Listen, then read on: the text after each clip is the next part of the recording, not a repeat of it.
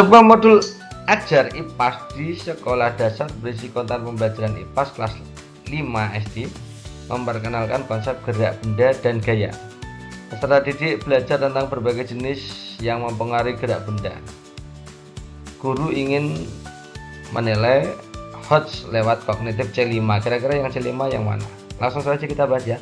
Identifikasi benda-benda di sekitar. Identifikasi itu maksudnya di C2. Mengikuti instruksi itu berarti masuknya bukan di kognitif tapi psikomotorik ya, modifikasi kelasnya. Memprediksi C5. Memilih itu C5 juga sebenarnya. Mengukur kecepatan benda dengan alat ukur itu masuknya di keterampilan gitu ya. Jadi kalau enggak C ya D. Kalau kita lihat berdasarkan analisis soalnya yang paling bagus yang C ini, lebih mendalam ya.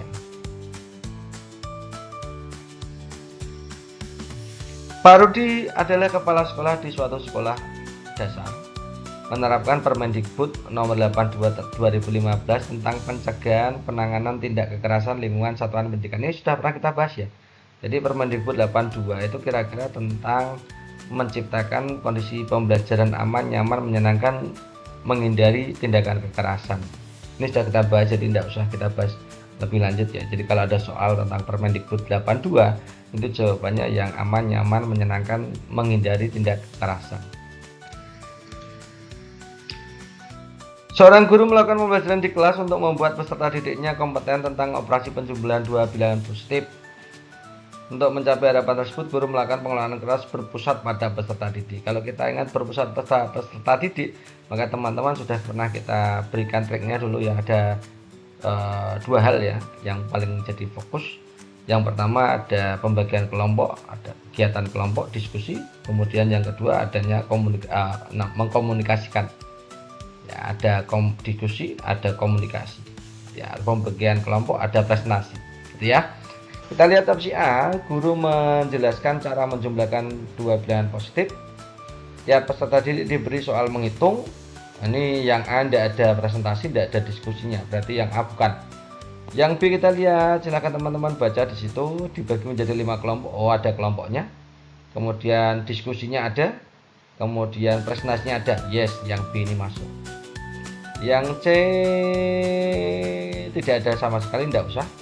Yang D ada kelompoknya, ada diskusinya, kemudian ada presentasi. Oke. Yang E itu kalau kita lihat di situ diskusinya ada berpasangan, kemudian presentasinya ada. Oke, yes. Jadi jawaban terbaiknya B, D, E.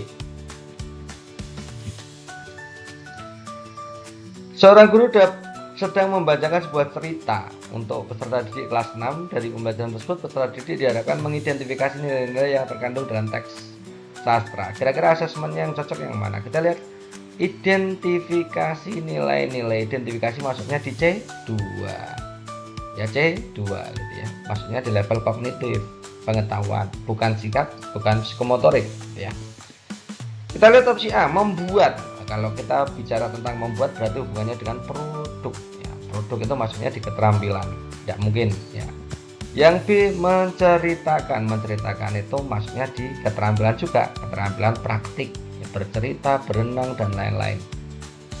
Yang C, merancang proyek itu masuknya juga di keterampilan proyek. Jadi kalau keterampilan teman-teman harus tahu praktek, produk, proyek, portofolio itu keterampilan. Memberikan 5 soal benar salah berarti tes tertulis ya. Tes tertulis itu masuknya di kognitif, berarti masuk ya, yes ya. Karena identifikasi masuknya di kognitif. Melakukan presentasi itu praktik, jadi bukan. Nah gitu cara jawabnya, hanya seperti itu.